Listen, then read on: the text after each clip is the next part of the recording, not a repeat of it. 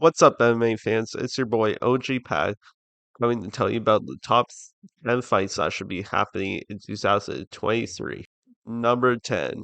Let's kick this list off with a fun fight in the lightweight division. Dustin Poirier taking out Raphael. In my opinion, Raphael needs a top contender to solidify his claim to a title shot. And Dustin Poirier needs more than one fight to guarantee himself a title shot. Dustin Poirier does have a 1 inch reach advantage at height and reach, with Raphael just right there with him. The one benefit that Raphael has is his switch stance. His kicks are magnificent to watch. Yeah, his wheelhouse kicks, any kind of kick he'll throw at you, which could give Dustin problems. If this fight does get made, I think it should be either on pay-per-view, if with 5 rounds. Looking at breaking down this fight, I think both their strikings are dead even. Dustin with his boxing and his calf kicks, with Raphael with his legs, his hands, just both are sharpshooters. I do have to give the power to Dustin, and the clinch and the grappling also to Dustin. Raphael is not much of a grappler, but if it does go down there, he will raise the ground and pound on you. Toughness is easily to Dustin after all the wars he's been in, with everything he's taken.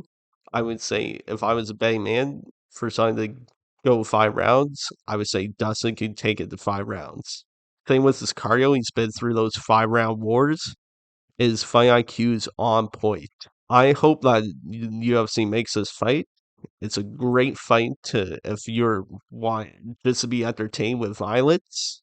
Is one of the best fights. Hopefully they make this fight and give the fight fans what they want. Number 9. Next up on the list is Valentina Shevchenko versus Zhang Weili, which, in my opinion, is the best fight to make at the moment between both of them. Even Mark Zuckerberg tweeted out that's the fight to make. Shevchenko has pretty much cleared out the entire flyweight division. There's not many people who would even give her a challenge at this point. And Zhang Weili does have a contender at the moment either. Was Rose Namajunas is having that god awful performance against Carla Esparza, which even she has to get some couple more wins till we can talk about getting her a title fight. But Shevchenko needs a challenge. She hasn't been challenged. Satya Santos did give her a challenge, but Shevchenko did pull out the win. So again, not much is going on there. Santos is apparently having their fight, so that just leaves this match to be made. Shevchenko does have a 3 inch reach advantage and a 1 inch advantage at height. They're both very good strikers, very powerful ladies. To me, the striking is dead even. They're both very good. With Shevchenko, their kicks, their punches, and Wale Zhang with her clinch game, her knees, and all that. But I would still give the clinch advantage to Shevchenko. She is very dominant whenever she gets into the clinch or a grappling scenario. Toughness, I would have to give to both of them. Very tough. Zhang with her fight in the year contender with Yuan Jacek, who they beat the hell out of each other. Cardio again, same. They got cardio for days. And fight IQ is the same way. Like, this is a very dead even matchup where you can't really pick a guaranteed winner. The only advantage Shevchenko might have is just natural weight. Is our natural weight with the cardio is used to carrying the weight. I mean, the only advantage in my mind that she would have over Wally. So, in my opinion, this is a great fight to make for both divisions. Give us another double champ scenario. That's what I want. Number 8. Next up on the list is a fight that everybody in the MMA community wants to see. Hamzat Chimaev versus Shavkat Rakhmonov. Both fighters are undefeated. Shavkat Rakhmonov is riding a no decision win streak. Every fight's been by finish. Well, Cashman is riding off of his fight of the year contender with Gilbert Burns. Both are very dangerous fighters. Shavkat has a 2 inch reach advantage over Cashman. Well, Cashman has a 1 inch height, which I don't think makes that big a difference, but it might. In my opinion, this is a great fight. Both fighters need to go. This is definitely a top contender fight, in my opinion. In my opinion, I gotta give striking to Cashman. Power also Cashman as well. Clutch to grappling is easily Cashman, in my opinion. Guy's a great wrestler. Like what he does on the ground, like to Kevin Holland, to Gilbert Burns, and everybody, just pure domination. Toughness also gotta give to Cashman as well, in my opinion. After his fight with Gilbert Burns, we saw he could take a punch as well. Cardio at the moment, I would get to Cashman as well, since we know that I can dig down deep and just keep moving forward. We haven't seen Shakinov get tested yet. Fight IQ, I gotta give both them the fight IQ. They're both very highly intelligent fighters. They know what to do at every moment. This is a fight that we all want to see, but the only thing that I would hate to see is Cashman misses weight. It still does the fight. That'd be the only thing. If this fight happens, Cashman has to make 170 in my opinion, but that's the only fair way to do it. Number 7. Next up is a rematch in the bantamweight division between Sean O'Malley and Marlon Chito Vera. To me, this match needs to happen. At first, we all thought, oh, O'Malley, he can't hang with the top guys. Chito ended the hype train. O'Malley's just crushing cans. Then O'Malley goes on, puts on no contest with Pedro Munoz, which did really lower his stock nor help his stock. And then they put him up against Pierre Yan. Everybody's like, oh, he's going to get demolished by Pierre Yan. Then O'Malley goes on and puts on a fight of the year with Pierre Yan. Even though you don't like the decision, you have to respect O'Malley as being one of the top guys in the division. To me, this match is going to end up being a title fight. I think with all the stuff that's going on between Aljamain and Cejudo, I think this is going to be a title fight. O'Malley does have a 2-inch reach advantage, which we already knew. And in my opinion, Gio is a killer no matter where that fight goes. Gio will kill you wherever the fight goes. But O'Malley's so good on the feet, which begs the question, if O'Malley can keep it on the feet, who's going to win? To me, the striking and the striking is definitely O'Malley. The power is both ways. Gio has that power. Clinch and grappling easily Chio. Toughness, I want to put as Chio as well. Same with Cario. O'Malley did show his toughness, but I think we haven't seen him in a 5-round fight. That's where we're going to really see. O'Malley was in a lot of trouble in the Pierre Yan fight, but we'll see. Fight IQ, gotta give the both. Chio knows when to strike and when to grapple. And where O'Malley just has such a high fight IQ with his striking, where he knows what to throw at what moment. This fight does happen, it's easily going to main event a pay-per-view. Everybody loves the Sugar Show.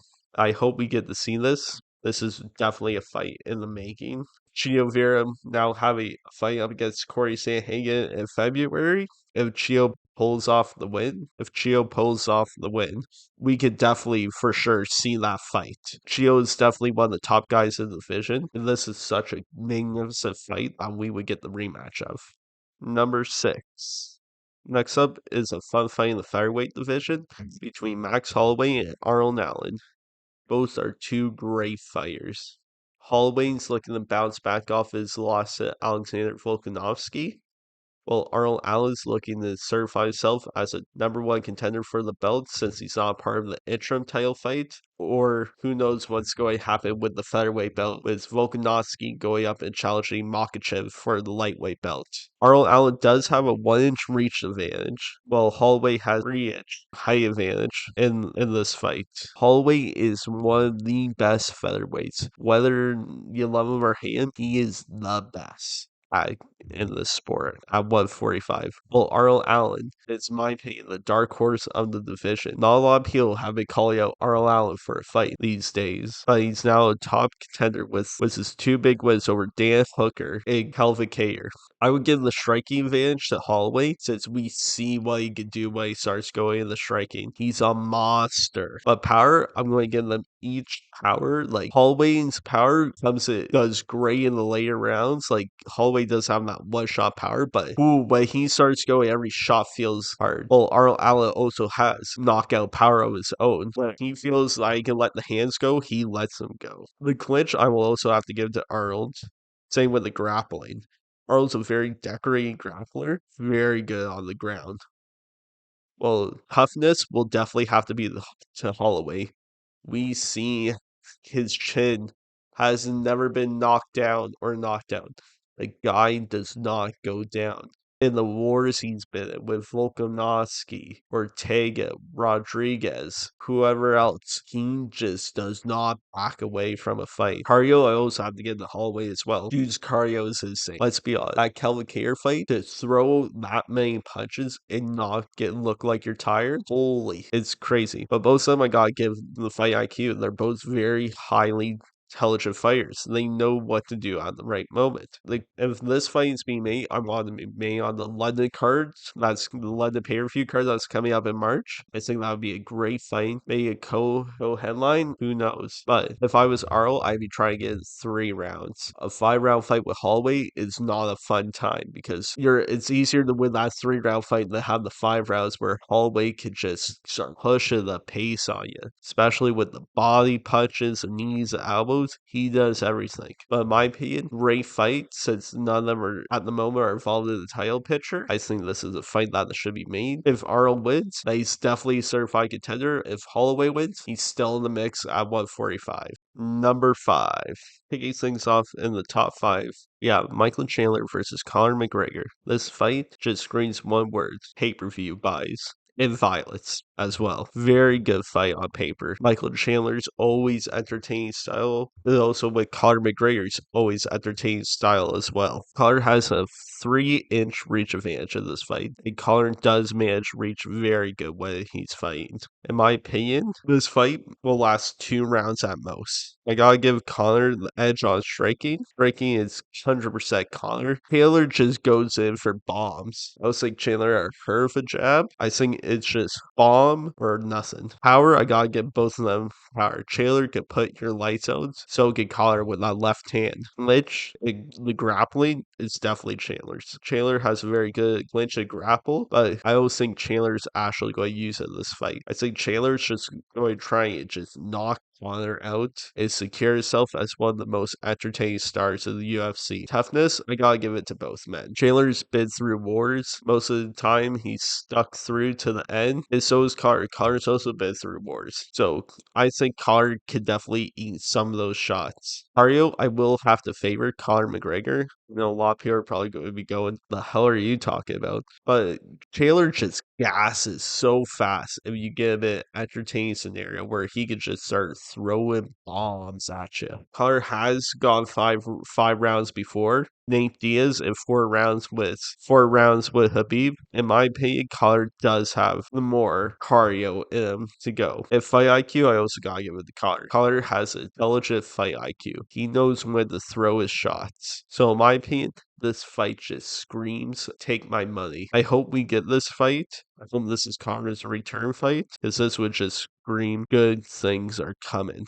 Number 4. Next up is Serial Gane versus Sergey Pavlovich. To me, this is a very interesting matchup, with Serial Gane coming off of his win against Tai Tuivasa, and Sergey Pavlovich also coming off his win from Tai Tuivasa. Sergey Pavlovich, in my opinion, is one of the, if not top 5 male fighters of the year. From him starting out unranked to becoming number 3 in the world, with knockout wins over Derek Lewis and Tai Tuivasa in under a minute, which is crazy. In my opinion, this fight is definitely one to make to determine who is the number 1 contender for the heavyweight belt. I would have to give striking to both men. They're both very good strikers. Power, though, I would have to give to Sergey. Just how he's been knocking people out in under a minute, lean. Oh, it's crazy. Which I would have to get to Serial Gane, same with grappling. Toughness, I would also have to get to Gane, because we see him battle adversity in the Tai Tuivasa fight when he got knocked down. We haven't seen Pavlovich really get tested, except for his only loss, which was to Alistair Overeem in his debut, but he took, I think it was 2 years off after that, maybe. Don't quote me on that. But cardio would definitely be Gane. Fight IQ, they're both very intelligent fighters. They know when to go strike or when to grapple. But Pavlovich is just in the pocket while also be out of the pocket at the same time. Is just great for when you're striking. So in my opinion, this heavyweight fight needs to happen. This is going to be one of the best heavyweight fights ever happen if they make this. Number 3. Next up on the list is Alex Pereira versus Adesanya 2. In my opinion, this fight has to happen. We just gotta know, is Alex Pereira really the most deadliest thing to Adesanya's career? The man is a unit.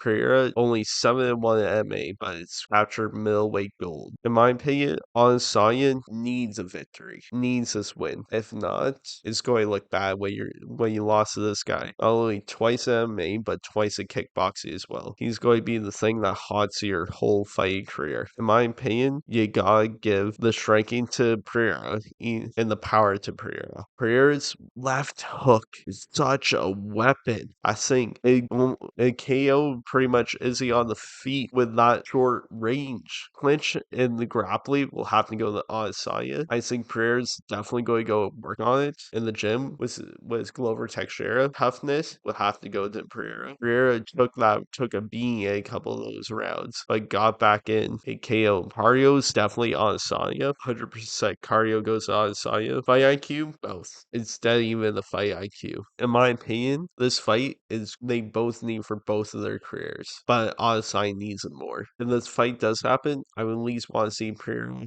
fight Robert Whittaker. If not, go up to light heavyweight and fight for the belt there. Number 2. Next up, we have Leon Edwards versus Kamaru Usman, the trilogy fight. This is going to be a banger, and this fight is hopefully going to be taking place in London, which will definitely give Edwards the home field advantage. I think this fight is going to be great.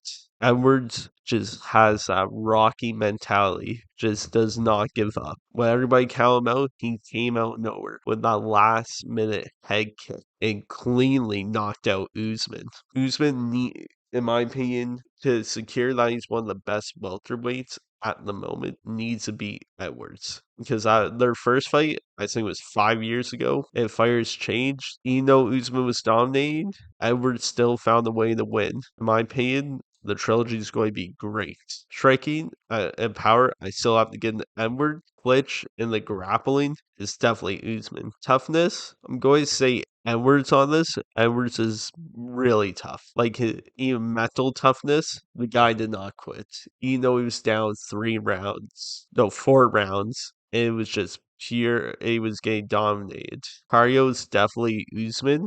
I think Usman was more trained in the cardio during their second fight due to the high altitude. But fight IQ, I gotta give it to both.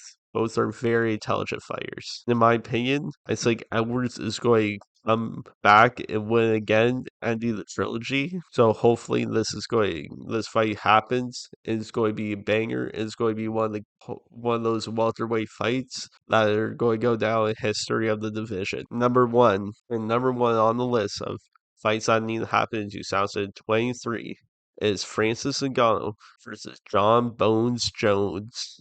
I think this fight is very entertaining for multiple reasons. One, John Jones looking to truly cement himself as the greatest of all time. Even though he's on the GOAT mountain, he wants to just leave. There's no doubt he's the best to ever do it. We don't know what weight John Jones is going to come in at for heavyweight, but he did say he wants to be bigger than most of the heavyweights. So if he wants to be bigger than Ngannou, cool. Ngannou a natural heavyweight. John Jones is a natural light heavyweight. So there's definitely going to be some difference there. What's in the reach for John Jones is 84, and the reach for Ngannou is 83, which is crazy. That this is the first time I think John Jones is really going to deal with somebody who has the same reach as him. Then getting into breaking it down here, you gotta give the striking to John Jones. Ray knows when his elbows, knees, everything. Power is definitely Ngannou. There's no question there. In this fight, I would actually give the clinch to Ngannou just because you have to get up close and personal with Ngannou. Grappling, easily Jones, one of the best grapplers. Toughness, again, Jones. Cardio, for sure, Jones. Jones has that 5-round cardio. Fight IQ, also Jones. If this fight does go down, hopefully it does, with all the contract negotiations between Blaine Nagano, Jones, all the other stuff, I think we're going to be in for a treat. And I think John Jones will be pulling off the victory in this fight.